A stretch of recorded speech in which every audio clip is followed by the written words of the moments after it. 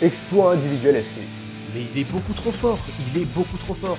Bénéfice avant intérêt, impôts, dépréciation et amortissement. C'est n'importe quoi.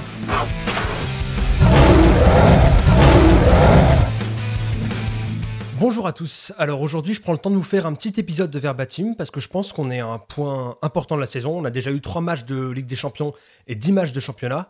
On en a vu pas mal et j'ai 2-3 choses à vous dire, donc je fais ça un peu en vitesse.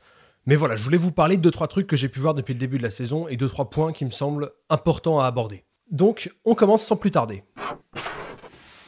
Alors déjà, je vais revenir sur l'actualité la plus récente, c'est le match contre Hoffenheim hier. Donc, score final de 3-2, je pense que vous le savez tous. Moi, ce qui m'a intéressé dans ce match, c'est le contraste entre l'entame de match lyonnaise et le reste du match. C'était saisissant parce que le début de match lyonnais est bon, voire j'irais même jusqu'à dire très bon. Voilà, je pense que Lyon a vraiment bien géré son début de rencontre, a posé les problèmes, s'est créé les occasions. Ça a été un gros temps fort lyonnais, le début de match, malheureusement pas concrétisé. Ce qui m'a gêné ensuite, c'est quand l'équipe de Nagelsmann a commencé à s'adapter et à adapter son plan de jeu à ce que faisait l'OL. Notamment quand ils ont commencé à appuyer sur le côté de Traoré et de Kenny Tété, c'est tout de suite devenu très très compliqué. C'est tout bête ce qu'ils faisaient, hein. C'était pas non plus un football très très sophistiqué, très très complexe, sauf qu'il y avait la bonne idée et c'était super bien exécuté. Tous les joueurs savaient ce qu'ils avaient à faire et ils n'ont pas eu besoin de forcer beaucoup leur talent et leurs compétences tactiques pour exploiter les failles du côté Tété Traoré qui a vraiment été aux abois. Enfin, Traoré, le repli défensif, il le fait mal, avec Tété ça communique pas. Il y a beaucoup d'actions où Tété et Traoré se sont retrouvés dans la merde, et Hoffenheim a parfaitement su exploiter ces failles. De toute façon, ils sont un peu baladés, hein. À partir du moment où ils se sont adaptés, Lyon a pas fait grand chose, et ça a vraiment été très très compliqué. Et en fait, pour moi, ce match contre Hoffenheim, il est représentatif d'une chose qui est peut-être le principal reproche que je peux faire à Bruno Genesio, c'est l'adaptation. Ça fait plusieurs fois que je me dis ça, mais il y a plein d'exemples, hein. Revoyez dans votre mémoire, vous pourrez en trouver plein. Le plan de jeu n'est pas toujours mauvais au départ. Contre Paris, ça marchait très bien en début de match. Contre Hoffenheim, pareil. Et encore une fois, vous allez avoir plein d'exemples. Le problème, c'est quand l'adversaire s'adapte, quand l'adversaire fait des modifications, ou quand il y a un fait de jeu qui vient modifier le plan initial. Par exemple, hier, à partir du moment où Hoffenheim a commencé à comprendre ce qui se passait et à s'adapter, et Lyon a subi quasiment toute la rencontre. Contre Paris, même si Lyon prend un but sur penalty, le début de match est bon, mais au moment de l'exclusion de Lucas Touzard, le match est plié après, parce qu'il n'y aura jamais l'adaptation dont il y a eu besoin. Alors, je dis pas que j'avais la solution, hein, c'est compliqué à faire, mais en fait, c'est là que ça pêche pour moi. C'est quand le match où l'entraîneur adverse pose un problème, c'est très très compliqué, je crois, pour le staff lyonnais de trouver la réponse qui va permettre à l'OL de continuer de contrôler à peu près le match. Et du coup, ce manque d'adaptation, ça fait que l'OL est très dépendant des faits de jeu, en fait.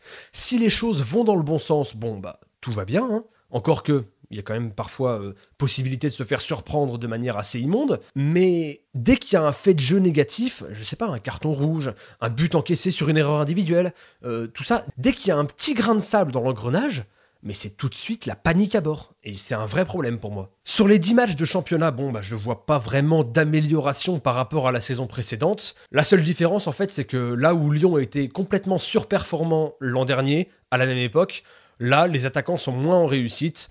Et donc, Lyon marque moins, c'est tout. C'est à peu près la seule différence que je vois. Si, je suis satisfait de ce que fait Denayer en défense centrale, globalement. Il a parfois des absences, mais ça me plaît à peu près. Je pense que c'est une bonne recrue. J'en attendais pas autant que ça. J'apprécie ce joueur, il a des qualités qui me plaisent. Même si c'est pas non plus le défenseur central dont l'OL a besoin, je pense. Je pense qu'il faut le niveau au-dessus. C'est con, c'est pas comme si c'était le chantier depuis le départ de Samuel Umtiti, hein. Ouais. Donc en championnat, non, j'ai pas vraiment vu de différence avec la saison dernière. Je pense que l'Olympique Lyonnais fera à peu près le même parcours, c'est-à-dire à aucun moment capable de tutoyer le Paris Saint-Germain sur plus d'un match. Mais la qualité individuelle et les quelques bons matchs de la saison feront que Lyon devrait finir par accrocher le podium. Si ça arrive cette année, ce sera aussi bien aidé par la faiblesse des autres équipes qui, pour l'instant, le niveau de la Ligue 1 cette année, il est assez terrible, hein. Il n'y a personne qui semble en mesure de venir ne serait-ce qu'inquiéter le PSG. La Ligue 1 est très clairement devenue un championnat à 19 équipes. Et c'est dommage, et je ne veux pas dire que c'est la faute du Paris Saint-Germain, je pense vraiment que c'est la faute des clubs d'en dessous qui déjà partent battus. Je pense pas que leur projet ce soit de venir gêner Paris autant que possible, j'ai pas l'impression, dans les déclarations, tout ça, non, je pense qu'ils jouent la deuxième place et la troisième. Et puis globalement, les Marseille, les Lyon, les Monaco sont à un niveau extrêmement décevant, et Paris va s'envoler et plier le championnat en mars. Mais pour le coup, je pense que c'est plus de la faute de ses poursuivants que du PSG. Je vais pas reprocher au PSG d'être performant quand les autres le sont pas. Et qu'on arrête de me faire croire qu'on est performant que quand on a des centaines de millions d'euros qui tombent d'un investisseur étranger. En toute logique, il n'y a pas de raison qu'il n'y ait pas un peu plus de compétitivité de la part des Lyon, des Marseille, des Monaco. Là, c'est Lille qui est deuxième. Enfin, Lille, pardon. On se demande ce qu'ils foutent là. Normalement, les Monaco, ouais. On va dire Monaco, mais Marseille et Lyon, très clairement, doivent être devant. Et c'est de leur faute s'ils ne le sont pas. Justement, je parlais du championnat et des petits matchs. Je voulais revenir sur quelque chose qui commence vraiment à me mettre hors de moi à chaque fois que je l'entends.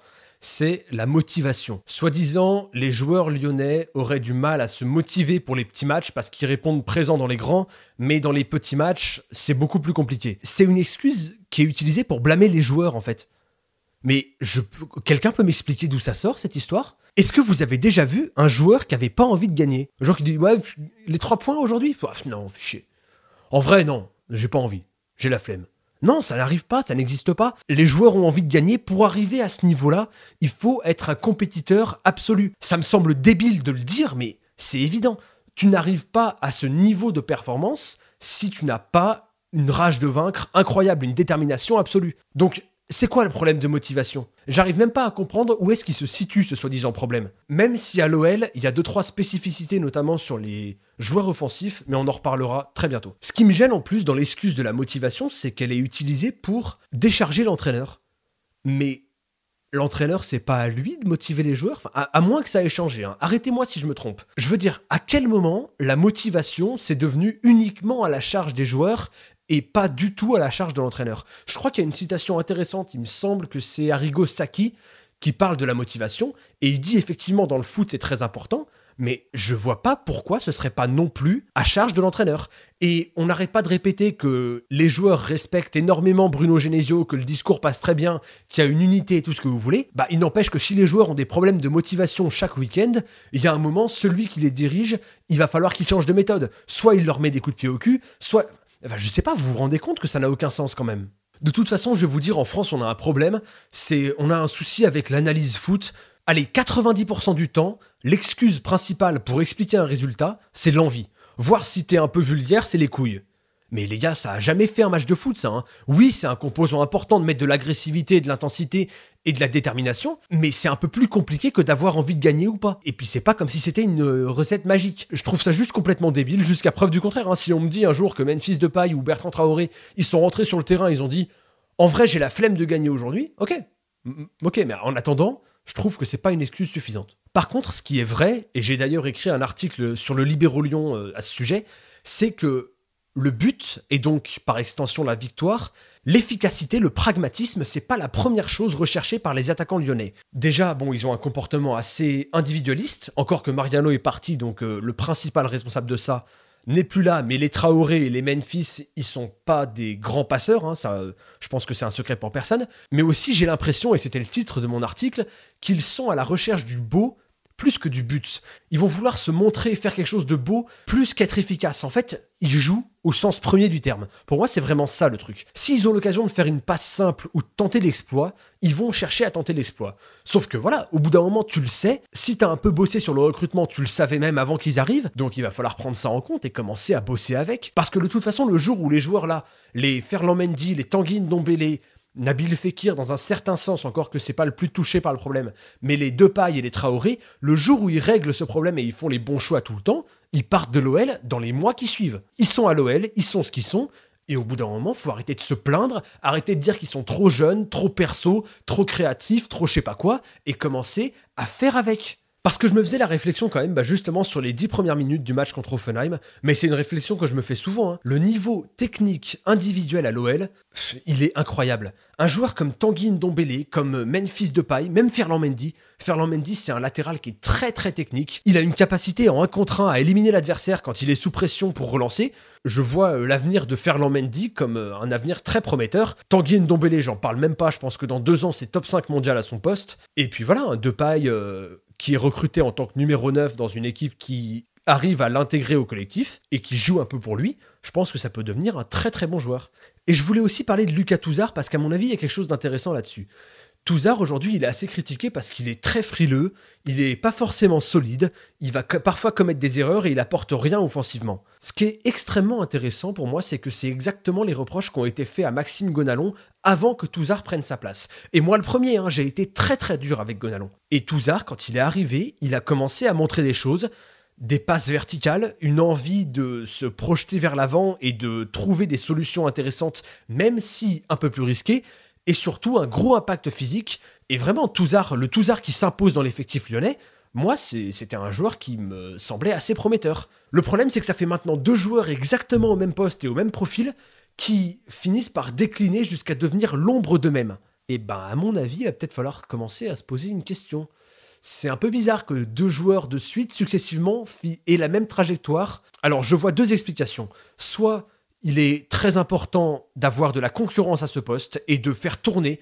Pape Cheikh Diop pourra peut-être aider à ce niveau-là, mais peut-être qu'il faut une concurrence de tous les instants pour que ces joueurs-là ne se reposent pas sur leur laurier, parce que dans le système de Bruno Genesio, quel qu'il soit, tu as besoin d'un numéro 6 très très fort. Soit ça vient des consignes, il n'y a pas d'autre solution. Je veux dire, soit ça vient de ce qui est demandé aux joueurs, parce que je ne comprends pas, je ne vois pas d'autre solution pour que 2 joueurs qui étaient assez prometteurs, qui affichaient un bon niveau et des belles qualités, se retrouvent à décliner complètement en si peu de temps.